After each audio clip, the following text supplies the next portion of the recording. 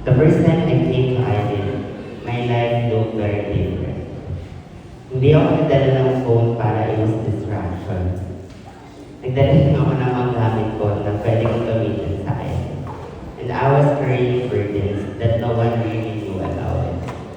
I wasn't broken because of that life. I was broken because of life itself. There were moments when I questioned my future, my purpose, and even my worth. Even though I was attending church and serving ministry, there were days when I felt tired, discouraged, and inadequate. Minsan naiisip ko, Lord, am I really enough? Am I really the person you can use? I compared myself to others, and instead of looking at Jesus, I was looking at people. But during Eileen, every message felt like God was speaking directly to me. One lesson that completely changed my perspective was this. Your identity is not found in the world, your identity is found in Christ. Minsan kasi we seek validation from people. We want to be accepted, appreciated, and recognized.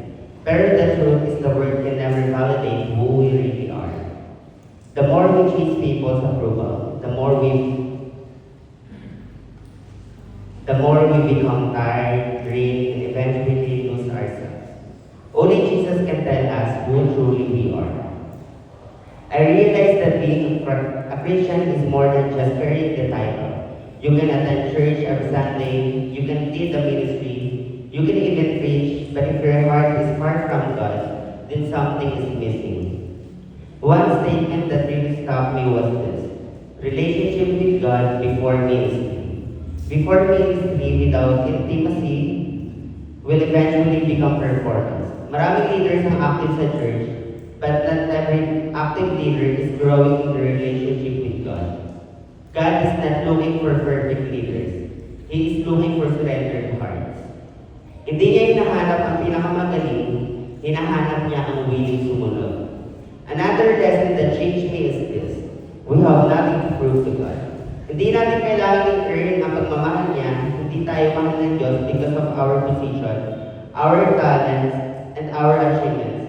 He loves us because we are His children. As a young leader, I also learned that ministry is not always easy. People will disappoint you. Sometimes your effort will go unnoticed. Sometimes you feel like giving up because of growth is slow. Pero doon ko nakikita na faithfulness is more important than recognition. God never called us to be famous. He called us to be faithful. I also learned that discipleship is a lifestyle. If God gave you a testimony, He also gave you to people to influence. Your story is not just a story. Your story is someone's survival guide. What God brought you through may become the hope that someone else is praying for. One of the hardest parts of ministry is raising new leaders. Training takes time. Growth takes time. Trust takes time. Hindi madali mag-disciple, but that's exactly what Jesus commanded us to do.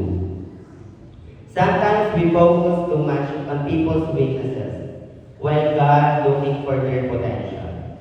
We see who they are today. God sees what they can become tomorrow. I also realize how important our ates and kuyas in the faith we are. As young leaders, we don't need competition. We need mentorship. We need leaders who won't just lead us, but will also believe in us. Correct us, pray for us, and help us grow. Real leadership is not about giving the spotlight. Real leadership is raising people who will shine for Christ. Looking back, I can honestly say that God has been faithful in my life.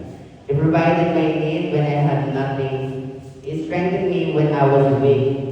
He stayed when I felt alone, and He never gave up on me, even during seasons when I almost gave up on myself. Sabi nga sa Matthew 28, it reminds us that Great Commission, building life doesn't happen by accident. It requires prayer, it requires patience, it requires intentionality.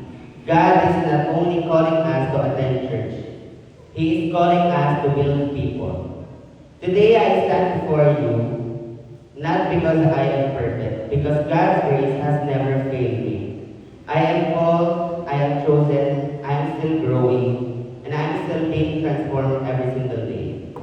So if there is one thing I want all of us to remember after Advent, it is, no matter what season you are,